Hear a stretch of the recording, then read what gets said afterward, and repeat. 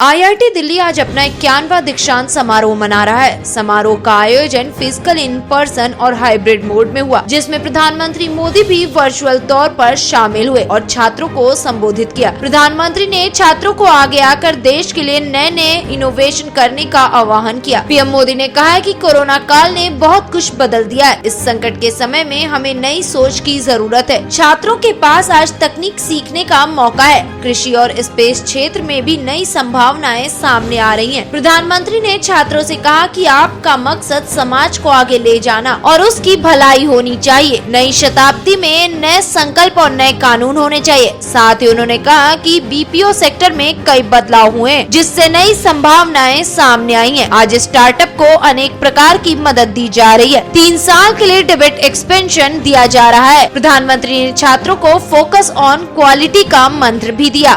पहली बार agriculture sector में innovation और नए स्टार्टअप्स के लिए अनगिनत संभावनाएं बनी है।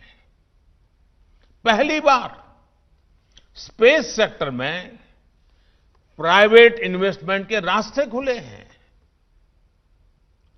2 दिन पहले ही बीपीओ सेक्टर के ईज ऑफ डूइंग बिजनेस के लिए भी एक बड़ा रिफॉर्म किया गया है।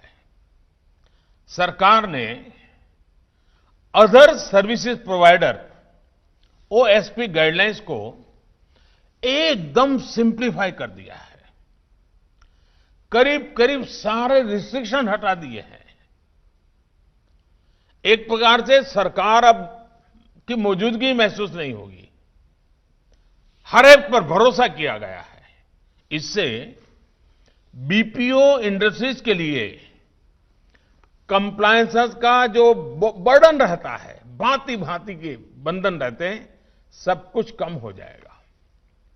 इसके अलावा बैंक गारंटी सहित दूसरी अनेक जरूरतों से भी बीपीओ इंडस्ट्री को मुक्त किया गया है।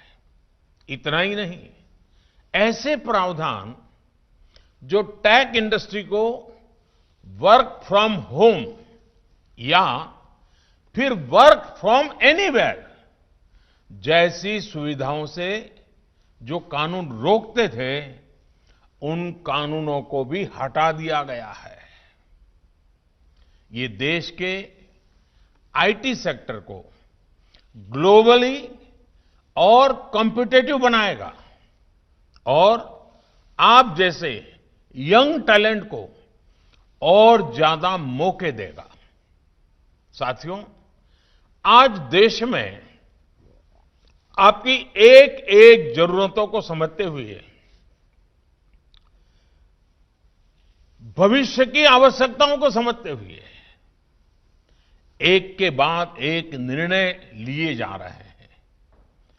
पुराने नियम बदले जा रहे हैं और मेरी ये सोच है कि पिछली शताब्दी के नियम कानूनों से अगली शताब्दी का भविष्य तय नहीं हो सकता है। नई शताब्दी, नए संकल्प, नई शताब्दी, नए रीति रिवाज, नई शताब्दी, नए कानून। आज भारत उन देशों में है जहां कॉरपोरेट टैक्स सबसे कम है। स्टार्टअप इंडिया इस अभियान के बाद से भारत में 50,000 से भी ज्यादा स्टार्टअप शुरू हुए हैं। सरकार के प्रयासों का असर है कि पिछले 5 वर्षों में देश में पेटेंट की संख्या 4 गुना हो गई है। ट्रेडमार्क रजिस्ट्रेशन में भी 5 गुना वृद्धि दर्ज की गई है। इसमें भी फिनटेक के साथ साथ एग्रो, डिफेंस और मेडिकल सेक्टर से जुड़े स्टार्टअप्स अब तेजी से बढ़ रहे हैं। बीते वर्षों में 20 से ज्यादा यूनिकॉर्न्स भारतीयों ने भारत में बनाए हैं। जिस तरह देश प्रगति पथ पर बढ़ रहा है, मुझे विश्वास है कि आने वाले 1-2 सालों में इनकी संख्या और बढ़ेगी और हो सकता है आज यहां से निकलने वाले जो आप जैसे नौजवान हैं वो उसमें एक नई ऊर्जा भर दें। साथियों, इंक्यूबेशन से लेकर फंडिंग तक आज स्टार्टअप्स को अनेक प्रकार की मदद की जा रही है। फंडिंग के लिए 10,000 करोड़ रुपए का फंड ऑफ फंड्स बनाया गया है। 3 साल के लिए tax exemption, self certification, easy exit जैसे अनेक सुविधाएं स्टार्टअप्स के लिए दी जा रही है। आज हम नेशनल इंफ्रास्ट्रक्चर पाइपलाइन के तहत 1 लाख करोड़ रुपए से ज्यादा निवेश करने की तैयारी है। इससे पूरे देश में state of the art infrastructure का निर्माण होगा, जो वर्तमान और भविष्य दोनों की जरूरतों को पूरा करेगा। साथियों, आज देश हर क्षेत्र की अधिकतम संभावनाओं को हासिल करने के लिए नए तौर तरीकों से काम कर रहा है।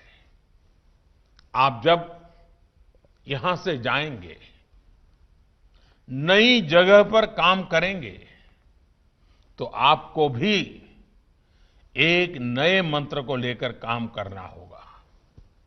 ये मंत्र है focus on quality, never compromise, ensure scalability, make your innovations work at A mass scale, assure reliability, build long term trust in the market.